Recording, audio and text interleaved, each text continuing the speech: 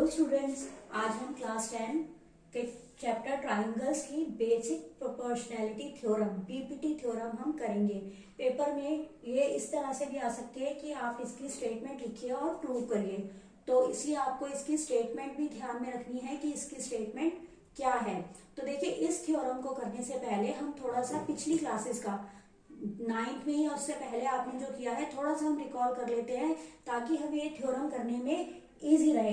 तो देखिए, सबसे पहली बात, आपने एरिया ऑफ अ ट्राइंगल किया है, ठीक है। और आप जानते हैं कि एरिया ऑफ अ ट्राइंगल क्या होता है, half of base into height. ये आप सबको पता है, ठीक है।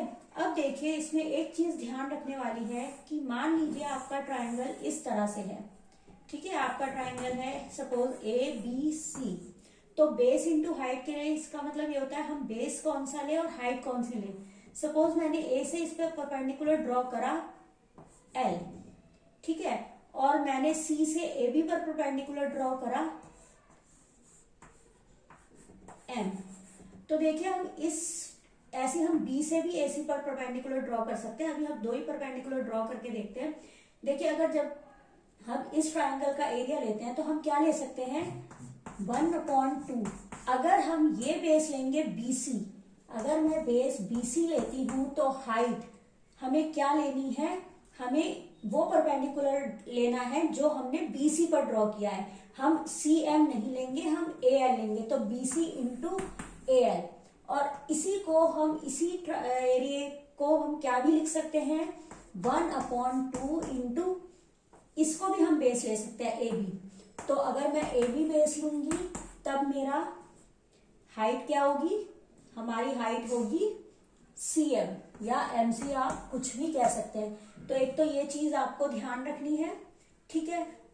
एक दूसरी चीज हमें क्या ध्यान रखनी है कि जब भी अगर हमारी कोई भी दो पैरेलल लाइंस होती हैं, सपोज हमने दो पैरेलल लाइंस ड्रॉ की, सपोज L और M, अगर मैं सेम बेस लूं, सपोज मैंने लिया PQ, सेम बेस लिया, इस बेस को लेकर और इन दो पैरेलल लाइंस के बीच हम जितने भी ट्राइंगल्स ड्रॉ करें, जैसे कि मैंने एक ट्राइंगल ये ड्रॉ करा, कौन सा हो गया, ट्राइंगल PAQ। इसी तरीके से मैं इधर भी पॉइंट ले सकती हूँ। देखिए, सेम बेस है हमारा, इसको मैं B ले लूं तो ट्राइंगल PBQ। इसी तरीके से ऐसे भी ले सकती हूँ, ट्राइंगल PCQ। तो इस तरह से जब हम जितने मर्जी ट्राइंगल्स ड्रॉ कर लें उन सब का एरिया इक्वल आता है। तो इसका मतलब ये जितने भी हमने ट्राइंगल्स लिए हैं इन सब का एरिया इक्वल होगा। तो इन दो चीजों का यूज हम इस थ्योरम को प्रूव करने में करेंगे।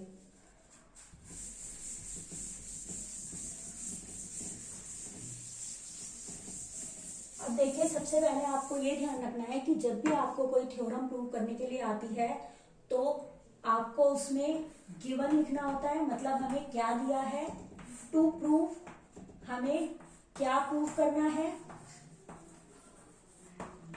फिर कंस्ट्रक्शन, अगर हम कंस्ट्रक्शन करें, और फिर प्रूफ, और फिगर भी इसमें बनाना होता है, फिगर के भी हमारे मार्क्स होते हैं। तो देखिए, अब सबसे पहले हम इस थ्योरम को पढ़ते हैं और हम समझते हैं कि ये थ्योरम क्या है।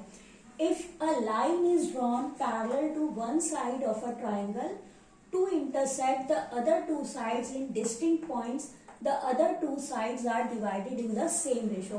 क्या मतलब हो गया, देखिए, if a line is drawn parallel to one side of a triangle, it means हमें एक ट्राइंगल दिया है, हमें एक ट्राइंगल गिवन है, ठीक है। अब मैं मान लो A ले लिया, मैंने B ले लिया, C ले लिया, ठीक। तो इसमें कोई भी साइड के पैरेलल, सपोज मैं BC ले लूं, BC के पैरेलल हमें एक लाइन ड्रॉ करनी है। तो देखिए, अब हम लाइन इस तरह से भी A से होकर भी हम ड्रॉ कर सकते हैं पैरेलल, और हम ऐसे भी ड्रॉ कर सकते हैं। आगे देखिए क्या लिखा है, to intersect the other two sides in distinct points. ये बहुत इंपॉर्टेंट है। तो हम ऐसे ड्रॉ नहीं कर सकते क्योंकि ये दोनों साइड्स को एक ही पॉइंट पर इंटरसेक्ट कर रही है, तो ये वाली लाइन हम ड्रॉ नहीं कर सकते। और ये देखिए ये वाली जब हम इस तरह से ड्रॉ करते हैं तो ये इन दो साइड्स को दो अलग अलग पॉइंट्स पर इंटरसेक्ट कर रही है। तो इसका मतलब हमें जो एक साइड के पैरेलल लाइन खींचनी है वो इस तरह से खींचनी है। The other two sides are divided in the same ratio. तो हम ये वाली लाइन ड्रॉ नहीं कर सकते, इस तरह से करनी है। और ये जो इन दोनों साइड, ये जो साइड्स हैं, ये देखिए दो दो पार्ट्स में डिवाइड हो गई ना, तो इन दोनों पार्ट्स की रेशो और इन दोनों पार्ट्स की रेशो इक्वल होती है, ये हमें प्रूव करना है। तो अब पहले हम फिगर को क्लियरली बना लेते हैं। हमने ये ट्राइंगल लिया ए बी सी, हमने लाइन ड्रॉ करी, सपोज एल ले लेते हैं, जो कि ए बी को सपोज डी पर इंटरसेक्ट कर रही है और ए सी को ई पर इंटरसेक्ट कर रही है। तो अब हम लिखते हैं हमें क्या गिवन है, ट्राइंगल ए बी सी हमें गिवन है and line L parallel to BC which intersect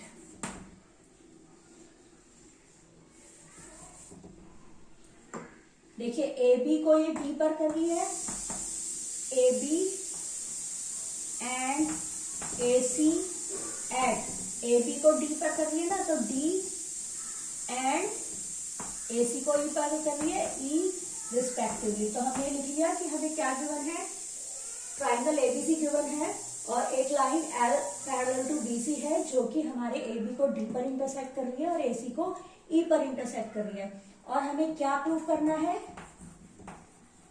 to prove देखिए the two sides are divided in the same ratio, ये दो पार्ट्स में डिवाइड हो रही है, इसका मतलब AD upon DB is equal to AE upon EC, ये हमें प्रूव करना है। तो देखिए अब हम कंस्ट्रक्शन कर लेते हैं।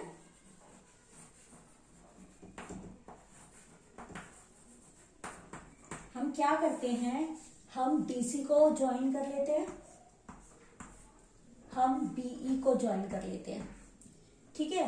उसके बाद हम D से AE पर परपेंडिकुलर ड्रॉ करते हैं। ये देखिए मैं इसको नाम दे देती हूँ M। ऐसे ही E से AD पर परपेंडिकुलर ड्रॉ करते हैं, ये इस पर परपेंडिकुलर ड्रॉ किया, इसको मैं N नाम दे देती हूँ, ठीक है। तो जो हमने किया हमें लिखना भी है कि हमने क्या कंस्ट्रक्शन की, तो हम लिख देते हैं जॉइन DC एंड BE, ये तो हमने एक चीज की। दूसरा हमने क्या किया, draw DM perpendicular to AE and NE perpendicular to AD। देखिए NE हमने AD पे करा था ना, ये परपेंडिकुलर का साइन है तो हम इस तरह से लिख सकते हैं। अब हम प्रूफ करते हैं। सबसे पहले हमें पता है, अभी हमने किया था, एरिया ऑफ अ ट्राइंगल का हम फॉर्मूला लिख लेते हैं कि हम एरिया कैसे निकालते हैं। Area of a triangle is equal to 1/2 into base into height, ये हमने लिख लिया। देखिए अब क्या करते हैं, हम ये वाला ट्राइंगल लेते हैं ADE, इस वाले ट्राइंगल को लेते हैं, ठीक है। हमने लिया, इसका एरिया निकालेंगे। देखिए इसमें दो परपेंडिकुलर हमने ड्रॉ किए थे, तो अब जैसे अभी मैंने बताया था आपको, तो हम क्या कर सकते हैं, इसका एरिया हम दो तरीके से लिख सकते हैं। तो हम दोनों तरीके से इसका एरिया लिख लेते हैं। Area of triangle ADE is equal to, देखिए जब मैं AD को अगर बेस लूंगी तो हमारा परपेंडिकुलर क्या होगा, हमारी हाइट क्या होगी, NE। तो हम लिख सकते हैं 1/2 इंटू AD इंटू NE। इसको हमने फर्स्ट ले लिया, फर्स्ट इक्वेशन हो गई। इसी तरीके से अभी हम एक बार और ले सकते हैं एरिया ADE का, ट्राइंगल ADE का area of triangle ADE is equal to 1/2 into ये तो हमने ले लिया ना, अब हम इसको बेस ले लेते हैं AE को। जब हम AE को बेस लेंगे तो हमारी हाइट क्या होगी, DM। तो हम लिख लेंगे 1/2 इंटू AE इंटू DM। ये हम सेकेंड इक्वेशन ले लेते हैं, ठीक है। अब देखिए, अब हम ये वाला ट्राइंगल लेंगे और ये वाला ट्राइंगल लेंगे। ये देखिए, ये दोनों जो ट्राइंगल है, एक ये हो गया और एक ये हो गया, एक ये वाला हो गया और एक ये वाला हो गया। तो ये वाला ट्राइंगल लेंगे तो हमारा इसका एरिया क्या होगा, एरिया ऑफ ट्राइंगल BDE हमारा क्या हो जाएगा, 1/2 इंटू। अब देखिए इसका बेस क्या है, अगर हम इसको थोड़ा सा घुमा ले तो आप देखोगे जो हमारा BDE बन रहा है, B और ये हम D ले लें, ठीक है। तो ये जो हमारा बन रहा है, E से हमारा जो परपेंडिकुलर ड्रॉ हो रहा है, वो ये हमारा ट्राइंगल इस तरह से बन रहा है, तो E से इस तरह से हमारा परपेंडिकुलर ड्रॉ होगा, तो वो कहाँ जाएगा। तो इसका मतलब इस ट्राइंगल के लिए हमारा, अगर हम बेस ये लेंगे तो इस वाली वर्टेक्स से परपेंडिकुलर लेंगे जो कि हमारा NE है, तो 1/2 BD इंटू NE हो जाएगा। इसको हम थर्ड ले लेते हैं। इसी तरीके से हम इस वाले का एरिया ले सकते हैं। इसमें देखिए, अगर हम ये बेस लेंगे तो इसके ऑपोजिट ये वर्टेक्स है, इससे जो परपेंडिकुलर ड्रॉ करा है वो हमारी हाइट हो जाएगी। तो इसका मतलब क्या हो जाएगा, इस ट्राइंगल का एरिया हो जाएगा 1/2 EC इंटू DM। तो हम लिख सकते हैं area of triangle DCE is equal to 1/2 into AE EC। ये है ना हमारा 1/2 इंटू EC और ये हमारा DM हो गया, ठीक है। ये हमने ले लिया। अब इसके बाद बहुत इजी है, हमें क्या करना है, देखिए अगर हम ये दोनों ट्राइंगल्स लें, क्योंकि हमारी L पैरेलल थी BC के, तो इसका मतलब क्या हो गया, ये दोनों ट्राइंगल और ये देखिए ये जो DE है वो हमारी कॉमन है, इस ट्राइंगल में भी इस ट्राइंगल में भी। तो अगर हम इसको बेस ले लें तो ये दोनों ट्राइंगल्स सेम बेस पर हैं और इन दोनों पैरेलल लाइंस के बीच में है। तो अभी हमने किया था ना, तो इन दोनों का एरिया इक्वल होगा, तो इसका मतलब इन दोनों ट्राइंगल्स का एरिया इक्वल होगा। तो हम लिख सकते हैं triangle BDE and triangle CDE are on the same base DE and between same parallel lines। कौन कौन सी, DE and BC। Therefore इसलिए क्या होगा, इनका एरिया इक्वल होगा, area of BDE is equal to area of triangle CDE।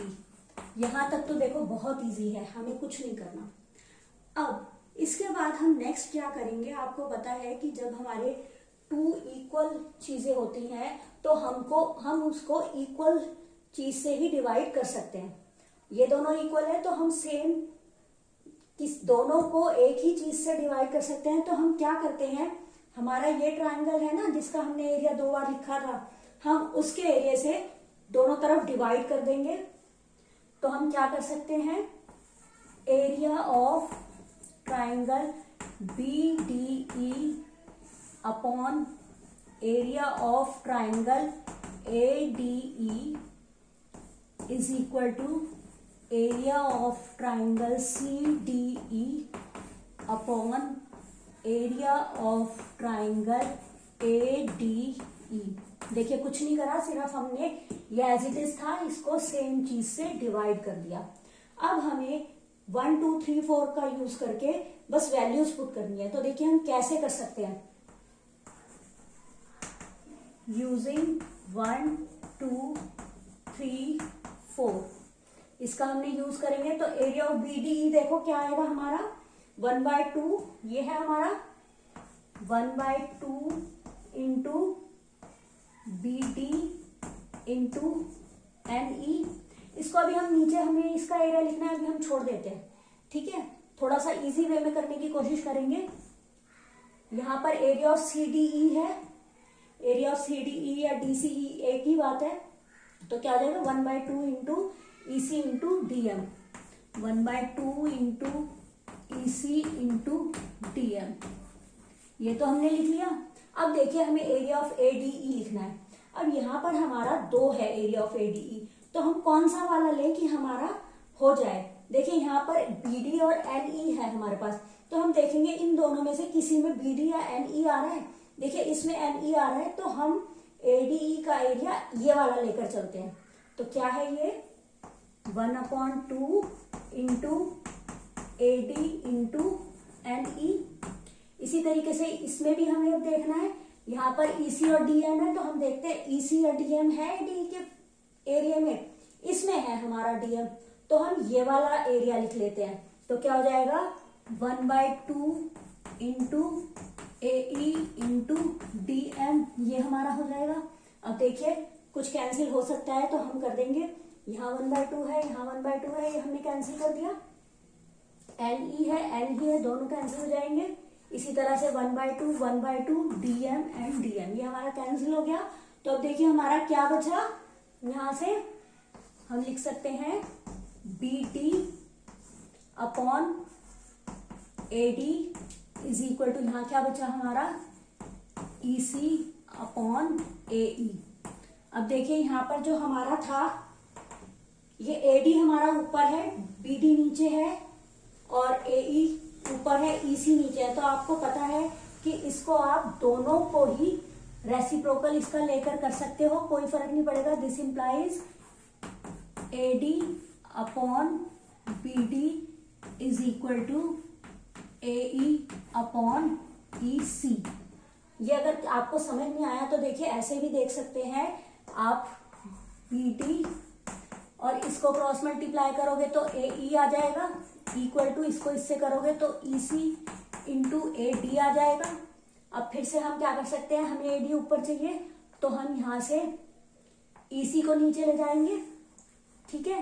EC को हम AE के नीचे ले जाते हैं और ये BD जो था वो इसके नीचे ले जाते हैं, तो हमारा यही आ जाएगा।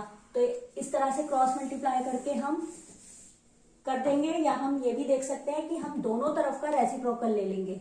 तो इस तरह से हमारा प्रूव हो गया।